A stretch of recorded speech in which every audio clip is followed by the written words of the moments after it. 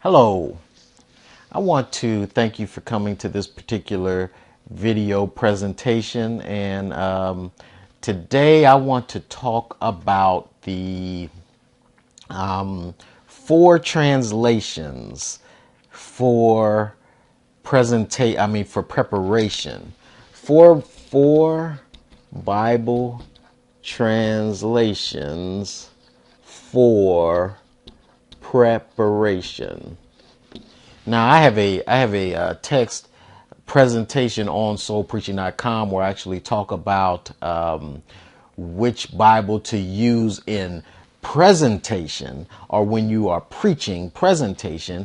And in that, I argue that the best translation to use in presentation is the translation that is operative in the congregation that you are preaching to, unless you are seeking to preach about translations or to teach about translations. If that's not your point, then it's probably best to use the translation that's operative in that particular congregation. However, here I'm talking about preparation. When you're doing exegesis, which translations should you use? And really the answer is to use as many translations as possible.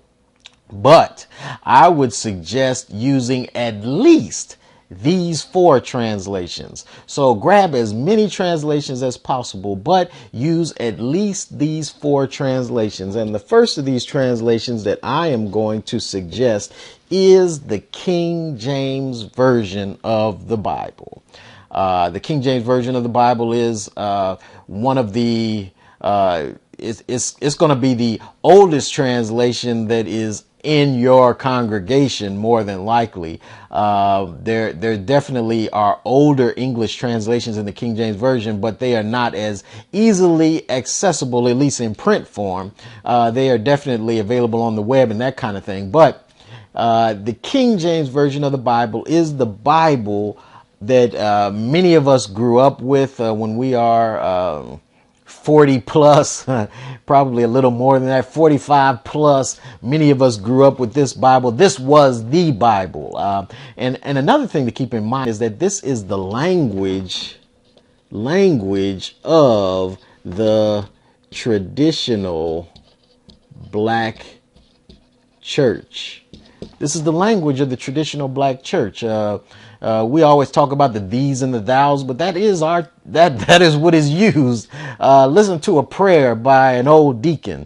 That is the language that is used in the traditional black church. So I would definitely encourage you to grab the King James Version, read it, see the language that is used there, and you may be able to grab some of that language. Now, some individuals talk about the New King James Version. Should you use the New King James Version? Yeah, if you have it, go ahead and read it.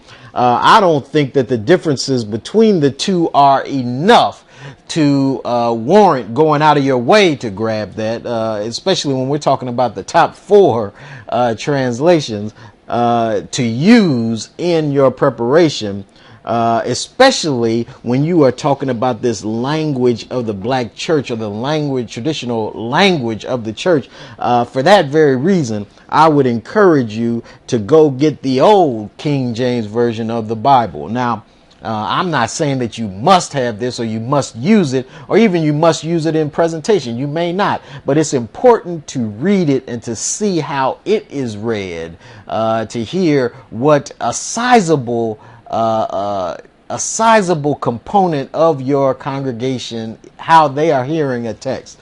But that's the King James Version of the Bible. The next version that I want to talk about is the New International Version, NIV. This is the most common translation, most common new translation, that is used. It's used in many evangelical churches. It is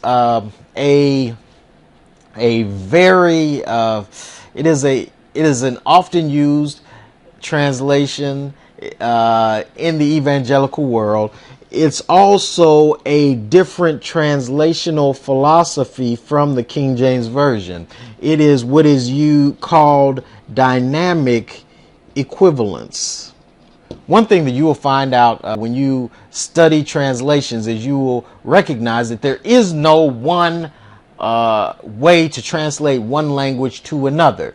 You have to make some choices. And one way to translate is either word for word, which is called formal equivalence, or thought for thought, which is called dynamic equivalence. And the NIV is a dynamic equivalence where it's attempting to translate the thoughts from one translation to another, from the original to English. And so it's a dynamic equivalence. It's a different translational philosophy from the King James Version. It also has a different text base than the King James Version. It makes use of some more manuscripts that have been found since the King James Version came out. But it's also, as I said before, one of the most common used modern translations. I'm not saying you must preach with that, but it's important to see what it is saying about a text. One other thing that's important that I want to talk about quickly is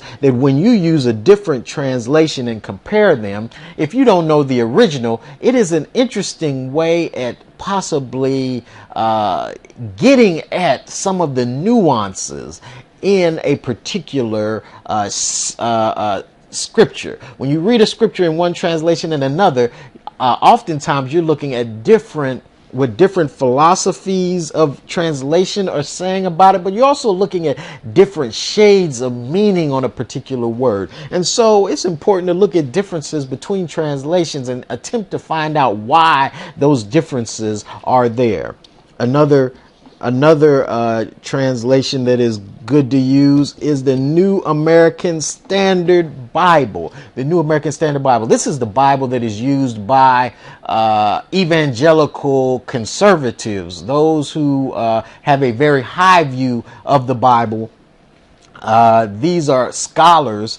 A lot of them use the New American Standard Bible. This is once again a formal equivalence like the King James Version, but it does make use of some of the other manuscripts that have been found since the King James Version had come out. But it is an evangelical translation, much like the NIV, but it's going to give, because of a different translational philosophy, it's going to give you a different view of the text than the New International Version. As I said before, this is what evangelical scholars often use, the New American Standard Bible. Finally, the New Revised Standard Version. This is the version that is used by a lot of mainline people, used in a lot of mainline churches. When I went to seminary, this was the translation that was used there. This is one of the important translations that are used in many places. The New International Version is going to be the version that's used by your common evangelical users. The New Revised Standard Version is going to be used by a lot of your common mainline people, as well as a lot of scholars make use of mainline scholars are going to make use of the New Revised Standard Version. So once again, I want to thank you for looking at this video. Once again, I wanted to emphasize that this was for Bible translations for preparation and not presentation.